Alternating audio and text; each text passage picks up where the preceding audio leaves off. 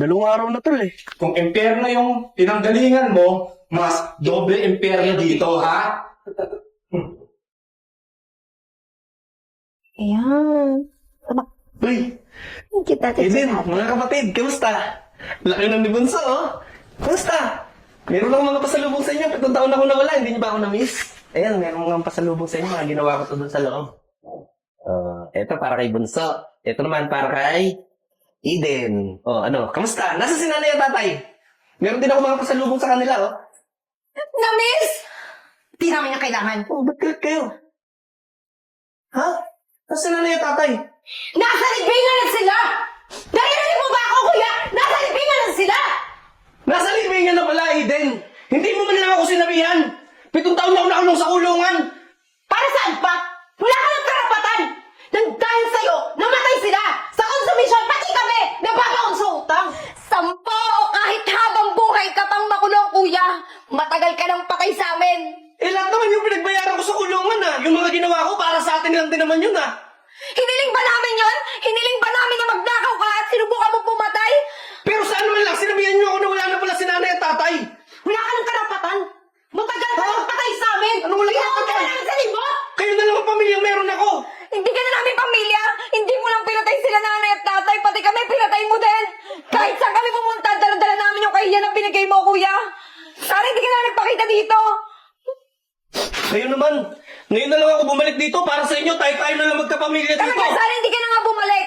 Hindi na tayo pamilya! Dahil hindi ka na namin kailangan dito! Lumayas ka na! Lumayas ka na! Pumunta ka doon sa mga kaibigan mong kriminal na katulad mo! Eden, wala na akong pupuntahan. Bahay natin to, bahay ko rin to. Hindi mo to bahay! Wala kang bahay! Wala kang pamilya! Kaya lumayas ka na, kuya. Bakit nagpakita ka pa sa amin? Naalala lang namin lahat ng hirap na dinanas namin. Bumalik ako dito para sa inyo. Hindi ka na namin kailangan. Ha? Malis ka na! Malis ka na!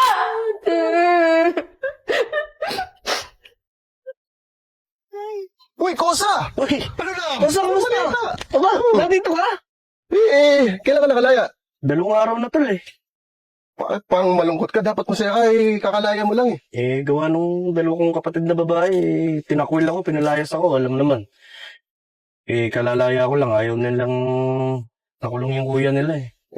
Bakit naman ganun? So, saan ka titira ngayon? Wala nga ako pinalayas nga ako, ito na lang yung dala ko galing sa loob.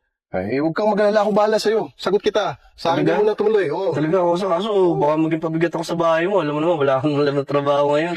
Paano ka magiging pabigat sa akin, Kosa kita? Alam mo, saktong-sakto naghahanap ako ng artist. Di ba, ang galing mo mag-drawing? Oo naman, Oo, natin yun. eh. So, naghahanap ako ng artist. Doon ka, papasok kita doon. Talaga? Oo, akong bahala sa'yo. Maraming Akong bahala salamat, sa'yo. Kosa. Tara, tara. Tara! Oh. Oy, ano na? Sir? Ano na pinapagawa? Ano, ba't ganyan yung ginagawa niyo? Sir, kakataas lang namin, sir, ng shifting, sir. So, Papakilala ko si Bader. Siya yung magiging artist natin. Nagko-customize kami ng damit dito. So, depende sa request ng mga kliyente. Ito nga pala si Eric. Siya yung Eric. supervisor. ako pala si Siya yung nagmamanage sa logistic. Tsaka si Mark. Sir Mark, magandang gabi. So, i-guide nyo lahat ng gagawin dito. Walang problema, sir. Turo sa kanya. Makakasa ka, sir. Makakasa, sir. Tsaka, ayoko ng gulo dito ah. Sige, sir, wala pa. Tol, ingat ka. Maraming salamat, Ingat. Tol, ha? So, saan ka pala nagtatrabaho dati? Trabaho? 2 araw pa lang ako nakakalaya, 7 taon ako nakulong eh. Ano? Criminal ka ka mo? Halata naman sa pagmumukha nito eh, no? Lapitan mo nga, pre. Tingnan natin ang angat nito. Ang angas nga. Angas ba? Oo. Kung mas maangas ka, maangas kami dito. Ha? Kung impyerno yung pinanggalingan mo, mas doble impyerno dito, ha? Tsaka pag kinakausap ka, straight. Hindi yung nakadukduk ka dyan. Baka makita mo, hinahanap mo. Tanggalin ko yung tattoo mo. Ay, burahin ko lahat yan eh. Opo, sir. Sumagot ka! Opo, sir. Laksan mo! Opo, sir. Yun! Kaya naman pala eh. So, kuha mo tubig. Nailbay pa naman kayo. Yeah, ikuha ko na siya ng tubig. Isa mo! ha? Bilis! Gusto ko yung malamig. Dalawa! Habang wala, pagtipan natin. Ako, yan na naman tayo sa mga pinaplano mo eh. Baka na naman tayo damay dyan. Akbala, ilagay mo kung saan mo sa bag. Sinasabi ko sa'yo, pag ako dinamay mo dyan, sa Hindi ako, kalokohan mo. nasagot kita. Before mo ako, di ba? Sige. Hintayin natin dumating. Tapos, yan. Sir, ito po yung tubig niya. Tagal mo naman. Sige, Ay, na naku, kami ano? naghihintay. Kinuha ko po yan sa rep eh. Oo, huwag ka na magsalita. Sandali. Para dali ko na to dun, sir. Para mapakas ko na po dun. Bakit yung cellphone ko? Hindi, ano ba? Baka natakpan lang dyan, sir, yung cellphone niya. Oo. Para makita ko po dyan kanina nilagay niya. Saan? Diyan po. Pero yung cellphone ko. Okay, sige. Baka mamaya may kumuha dyan eh. Alam mo naman, tagal na natin dito, wala mo nawawala. Di ba? Ay, pre. Oh, kita mo? Eh, bakit po nagre-ring dito sa loob po ng bag ko? Eh po yung bag ko, sir. Hindi ko po kinuha yan. Ano mga pre? Positive, andito. So, ano to? Hindi ko po alam yun, sir. Ano alam? Pinakuha niyo lang po ako ng Ano tubig. nakuha? Ano, dinala mo yung pag-ugali mo din. Ah, sir, tinan mo. Yung cellphone ko nasa bag niya. Utol, hindi ko magagawa yung mga Ano di magagawa? Ayan ang prueba. Ano gagawin yung cellphone ko dito sa bag mo? Eh, pinakuha niyo lang naman ako ng tubig, sir. Pagbalik ko, nandiyan na yung cellphone sa loob ng bag So, ko. magic. Pumasok yung cellphone ko dun sa bag niya. Sandali lang. Boss, tinan mo naman to. May kabago-bago gagawa. Pinagbibintangan mo si Badir. Ah, syempre. Eh, ano pa ba? Ha? Oo. Alam mo, mas malaking tiwala ko dito kasi sa'yo eh. Eh, bakit naman ganun? Napaka-unfair mo, boss. Eh, ako na yung nanakawan. Siya pa yung pag-ali mo. Di ba? Mas malaking tiwala ko dito, sinalba niya yung buhay ko. Tagal kami magkasama sa loob. Ha? Ano? Sa loob, sir? Oo, galing kami gulungan. So, sir, parang sila sabi mo na criminal ka rin. Nagbago na kami. Ha? Bago. Siya pala. Kitang-kita ko yung ginawa niyong dalawa. Siya mismo ang naglagay ng cellphone mo sa bag niya. Intindihan mo? Kaya wala ka nang palusot sa akin. Ha? Hindi mo pwedeng pabintangan si Badir. Kitang-kita ko lahat. Kaya kayong dalawa, ayaw ko na makita pagmumukha niyo. Umalis na kayo! Tandaan mo pa. Hindi pa tayo pato. Sabi ko sa'yo, tol eh. Papahamak tayo dito sa ginagawa mo eh. Babalik na kita. Umalis ka na! Umalis ka na! Sensya ka na tol ah. Grabe din yung 2 taon, tol. Lalabasin pa ako magnanakaw. Hala, ate, ano? Nag-message si ate Annalyn yung may-ari ng bahay. Ano sabi? Pupunta daw siya dito. Bakit daw?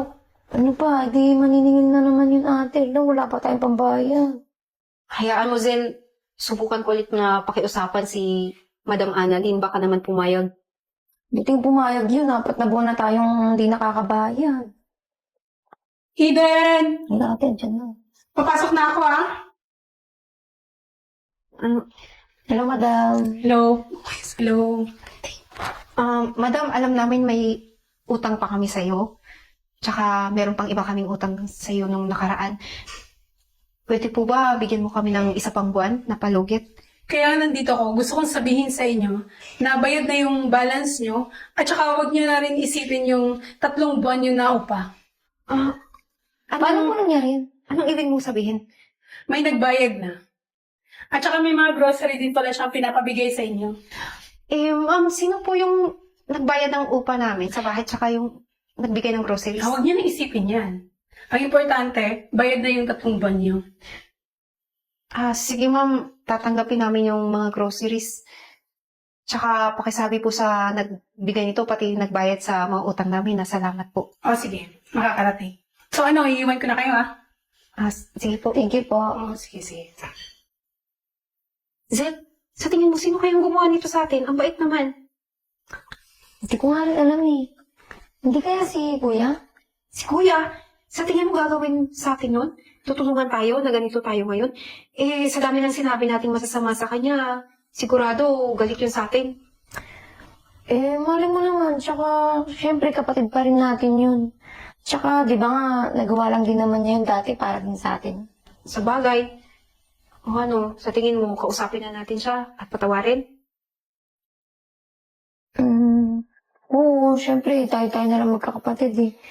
Zed, naliligaw na yata tayo. Kailangan na nating maghanap ng mapagtatanungan. Oo nga eh, parang malapit na dito din yun eh. Ayun, tama. May dalawa. Kuya. Hi, Kuya. Pwede pong magtanong kasi ito po yung location na nakita namin sa Facebook. May hinahanap lang po kami. Ito po, itong Baka lalaki po ito. kilala niyo yung kuya namin. Badir po. Tol, gano'n na natin ito. Oo. Talaga po? Oo. Ano, samahan natin sila? Ang gaganda naman ng kapatid ni Badir. Yan naman. Hoy, bastos ka! Gusto niyo samahan na namin? Hindi na. Baturo na sa amin. Kami po kayo. Hindi, samahan na Kaya na namin kami na maghanap ng mga ate. Huwag na kayo dito, sumama na kayo sa amin. Magsabi nga nga ka na eh! Hindi, sumama na kayo sa amin. Kuya! Kuya! Kuya! Kumusta kayo? Okay lang ba, kuya? Oo. Kumusta kayo? Okay lang. Ano ba ginagawa niyo dito? Ang dilim-dilim dito kaya nababastos kayo ng mga tao eh. Eh, kuya, hinahanap ka kasi namin eh. Gusto namin humingi ng tawad sa mga nasabi namin sa'yo. Alam niyo naman, mga kapatid, tayo na lang magkakapamilya dito. Wala yun sa akin. Saka ako na lang nag-iisang kuya niyo. Alam nyo, napakaswerte nyo. Kasi yung kuya nyo, no, napakabait na tao. Araw-araw, kayo yung iniisip. Nagpakabait sa loob, kahit nagbinubugbog, ginugulpe. Hindi siya lumalaban para lang makalabas siya sa kulungan. Salamat. Magkakasama-sama na ulit tayo. Sorry Sana talaga. mapatawad niyo din ako sa mga nagawa kong kasalanan. Hindi mo na kami iiwan, kuya. Oo. Tana, bunso.